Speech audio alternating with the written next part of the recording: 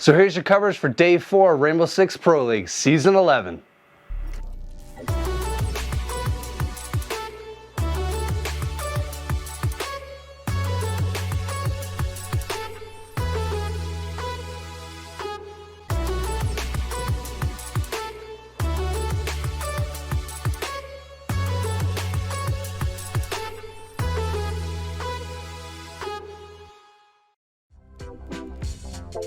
So kicking things off, if you are unfamiliar with the layout of the season, it comprises of 8 North American teams competing on the road to the World Finals.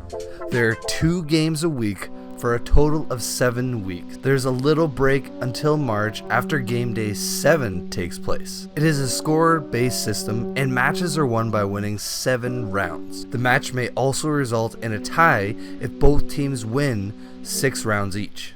Wins earn you 3 points, draws earn you 1 point, and losses earn you nothing. But heading into it, let us start with Game 1. The first matchup was Dark Zero Esports attacking to start against E United. It was an entertaining match as they always are, but the first map picked was Consulate. Now the community votes before every game to give their thoughts on who they think is going to win. The votes were very lopsided and thinking Dark Zero was just going to sweep through with an 85% vote over E United's 12%. But the game was very back and forth, which seemed to be the theme for a lot of today's games. E United played a much better game than they played against TSM last, but it wasn't enough with a 7-5 loss. Still though, E United looked really great, and especially Yeti. He made quite a few big plays with amazing utility use. But close game or not, Dark Zero Esports with 10 points now, and E United with only 3. Let's check out some of the highlights.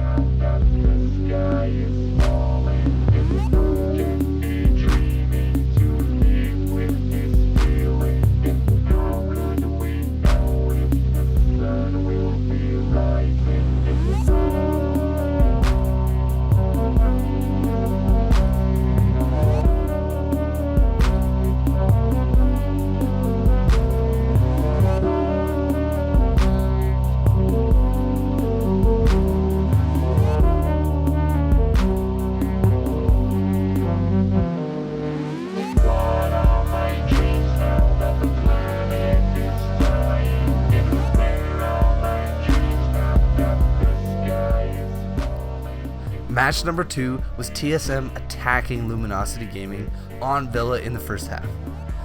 TSM is a wrecking crew right now, and them being able to play on their second best map benefited them greatly.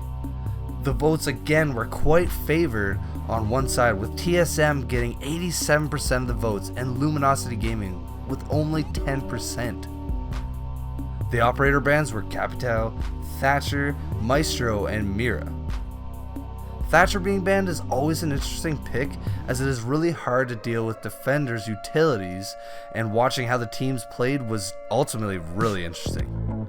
Rexon was a real all-star in this game. He kept putting his hand in all the pies this match, being a real nuisance to Luminosity Gaming. Luminosity Gaming, despite being so heavily voted against, put up an extremely good match with a 6-6 draw. This puts TSM in second place with 10 points and Luminosity Gaming at 4th.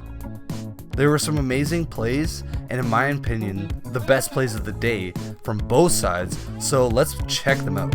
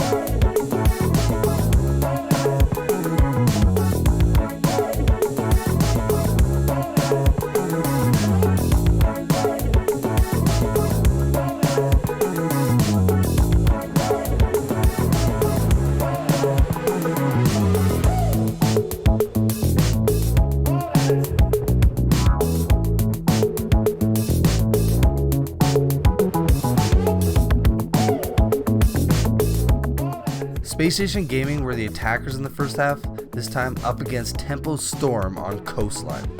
The votes were the highest we've seen yet, with 90% in favor of Space Station Gaming and a tiny 6% in favor of Tempo Storm.